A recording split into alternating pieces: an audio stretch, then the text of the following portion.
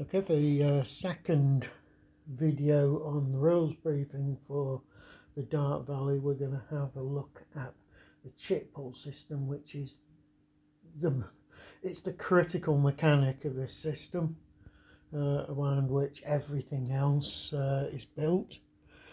Now, what happens is you get a certain number of chits available to each side based on the turn. Now there's a handy little action chit schedule here that cunningly shows you a colour representation of all the chits available, and it also gives you turns, and it shows you how many you get of each type and on what turn. Now there is a similar sort of thing that comes with the game, but it doesn't have this coloured component thing up the front. So unless you actually know what a certain type of chit looks like, you might find it a bit confusing at first. Okay, so we start the game and we'll look at not turn one. This turn one's a bit of an oddball one. If we look at turn two, and then we look across Germany, so you can see they get quite a lot of chits and a lot of formation chits at the start, and gradually that gets less and less. So that's a mechanic that shows how the German offensive slowed down over time as they began running out of logistical support and repairs and fuel and stuff like that. So it's a gradual deterioration of the German army. And on the other side, you see the Soviets will be changing as well, and gradually over time, Soviet capability will increase, and it's increased not only by the number of units you get as reserves, replacements, and reinforcements, it's also that you're getting more chits, and we'll show you how important chits are. If we look at the chit types, let's start with this one. This is a no, maybe we won't start with that one. Let's look at this one. This is a move chit. It has nothing on the back. I keep these in coin holders because I find if you've got to draw these randomly from a container. I put them in a little bag and shuffle these all up, and to randomise them, I find it's easier to draw like this, and drawing little cardboard pieces out of a bag, they can tend to sort of clump together, and I don't think you get a proper sort. Anyway, so first thing we do with a move is you can tell by the colour that it's German. Now it means that any German unit can actually move in when this chit is drawn. Movement is pretty standard. It works based on the number of movement factors, and it also works on your terrain effects here. So certain types of units have got some certain movement factors to enter particular terrain types. Other things that can affect the movement is the weather, particularly mud and snow, plays havoc with the Germans' movement, and to a lesser extent the Soviets. Now that's particularly bad in the first year, but the Germans gradually get a grip on the all-weather sort of capabilities. Now, for the move chit, as I said, you can move, you can't do anything else, you can't attack, okay? So if we look at another type of chit, this is your combat chit, combat only chit. It has a blank back. Now that means, again, that's German, and it means that any unit, German unit, can attack while this chit is in play. Now, attack chits allow you to use your aircraft and your assets. Okay, now axis assets can be used every turn, sorry, every round, and this is important. I wish I hadn't got that wrong. A chit pull creates a round, and that's where certain things can happen in that round. A turn represents a calendar month. Okay, now Soviet asset chits are different from the Axis ones because they can only be used once per turn, whereas Axis ones can be used once per round. Okay, now the airborne attack things have like a done side on the back, so when you roll a dice, depending on certain results, that air unit ceases to be available for any subsequent turns. In terms of attacking itself, attacking is pretty straightforward. It's like a standard war game thing. You calculate your odds on both sides, and then you look at your train effects chart to see what's happened. You know, there's often shifts in columns, odds columns. So you find your odds column or whatever here, and then you'll shift it depending on whether it's a forest or a city or a fortified zone or something like that. The odd thing about this system is it has multiple combat tables. Combat tables get bloodier as the war goes on, and sometimes the Axis are using the less bloody table, and the Soviets are able to use this one. It's quite complicated, but it's on there and it gives you the instructions which table you should use for which side at which particular turn. Okay, the results on the combat table are pretty straightforward. You got defender attack, defender retreat, attacker retreat, attacker lose a step, defender lose a step, both lose a step, exchange, defender eliminated, attacker eliminated. There's nothing special about any of that. Okay, let's have a look at some of the more complicated chits. This is a Panzer Army chit. Now, when a Panzer Army chit is drawn, you are able to activate any units within the command range. See that command range of 3? Any units within the command range of that particular unit, which is the 3rd Panzer Army, becomes active. Okay? Now you've got a choice that you make now. You can either move first and then attack, or attack first, then move. Now, only units that are activated can take those options. Once you make a decision, you've got to stick to it for all units, so you can't say, oh, I'll move this one first and I'll attack with that one first. No, you've got to do it. All right, now it's important to remember strategy-wise, if you see the Germans here, there's obviously no room for a breakthrough, so you would attack first and then move. Okay?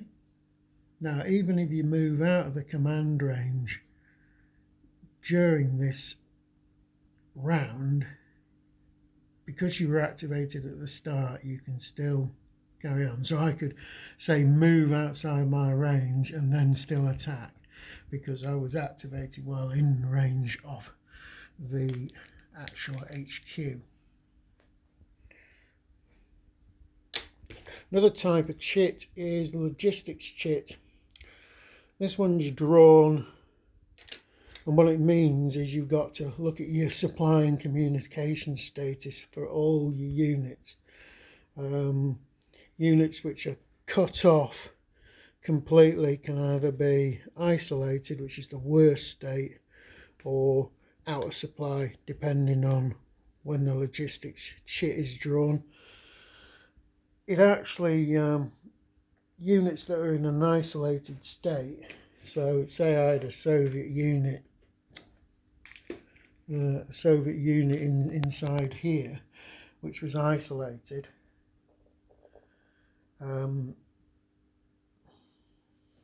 Well, that's not a particularly good idea. Say I had a Soviet unit inside there, which is not out of supply or not isolated. In this particular case, it would become isolated.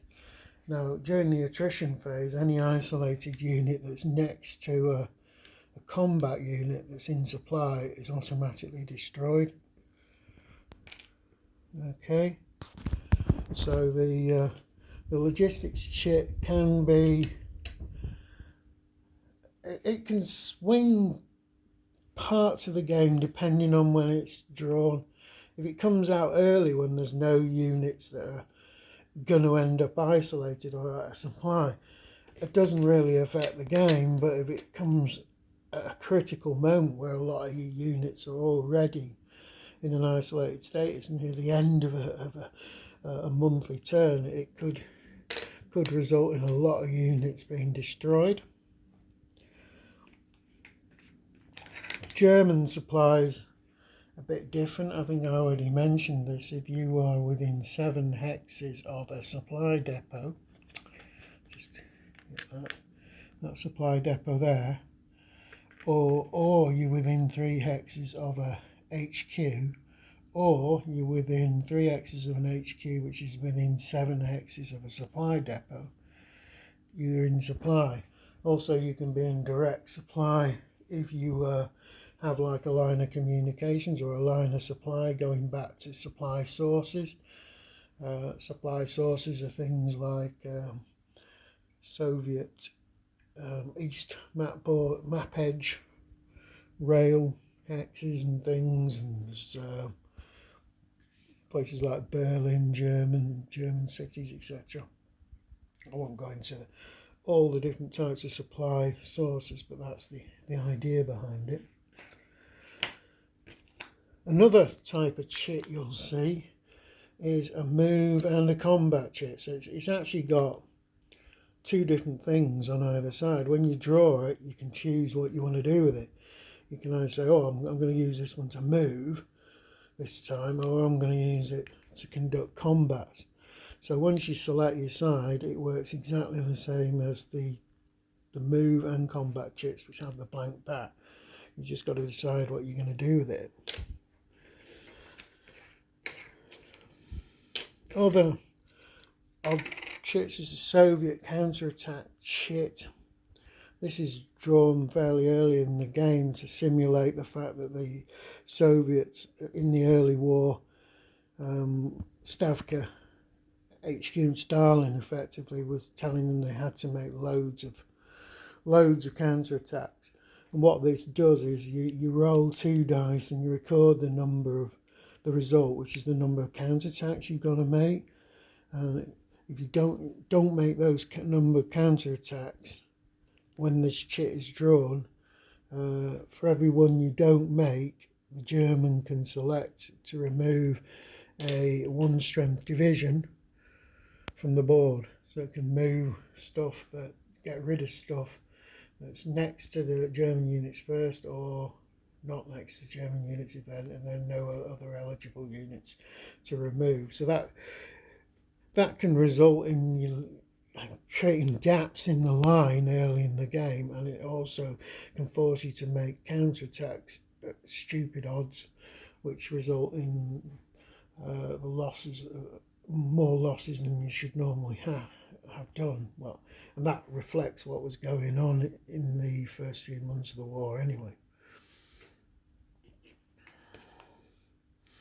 Another type of chit we have here is the Stavka chit. Now, Soviets can place reserves into the Stavka reserve box. This one's quite a complicated one.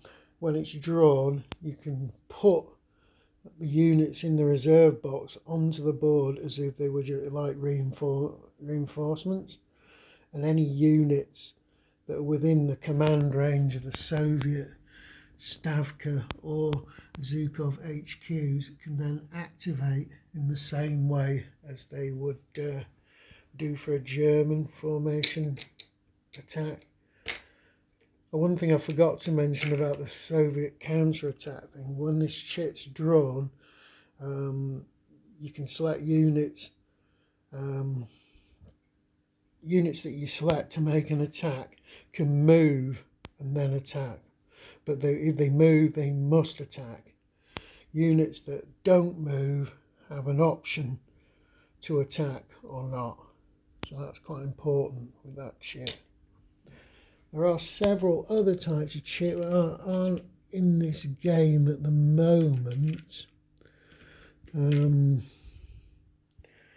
Yeah, there's a combat chit that can activate for Stavka and Zhukov HQs. See the other ones. Yeah, there's this General Manstein chit. I'm not quite sure how that one works. Let's just have a look at it in the rule book. Yeah, just finding the right page with all the chits on, which I can't do at the moment. Just bear with me. Right, here we have the Manstein chit.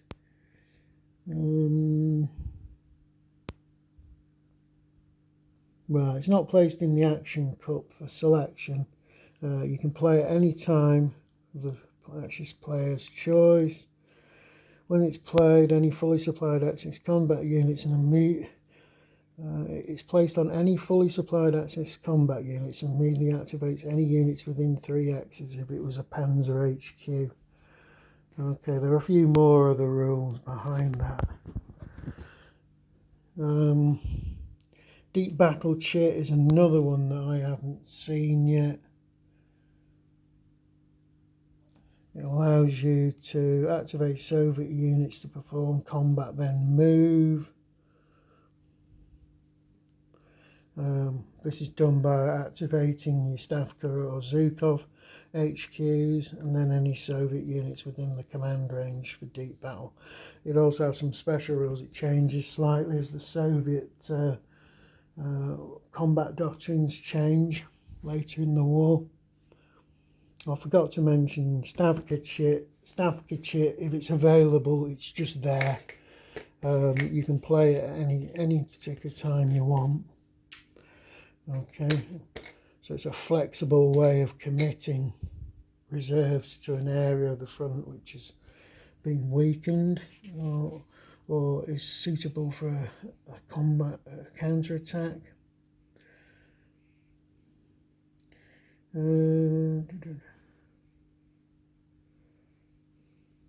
Right, there's also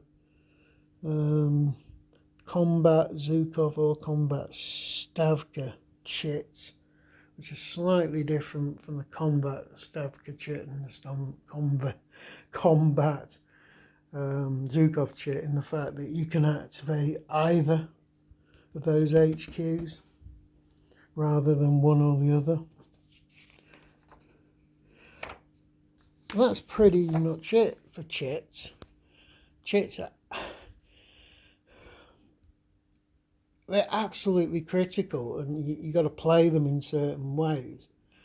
And they can come at the wrong time. You can end up, say, getting your German combat chit when the Soviets have made a withdrawal. So the combat chit is wasted in large areas of the front. So you can get a really bad draw with these. Another thing to remember is the game has a thing called initiative. Now, initiative determines whether you are able to draw one chit of yours before the random selection starts. So you can just go into the bag and say, all right, a move chit, I want to use my, well, let's say for example here, all the German units. Now Germany had an initiative. I could draw this combat chit like that, Because all my units are close to the Russians, I'd say, all right, I'm going to buy, not buy this chit. I get it for free. I don't have to draw it out of the bag. I can just say, right, I'm having that one. And if you have the initiative, you can play that first. Okay, that's really important. Germans tend to have the initiative early in the game. The Soviets will get initiative in the winter, and gradually, as the campaign progresses, the Germans start losing the initiative and the Soviets will get it more and more. Okay, this is a long video and I've covered quite a lot on formation chits, and I've given you a subtle hint on how to actually use them effectively. But there's a bit of an art to this.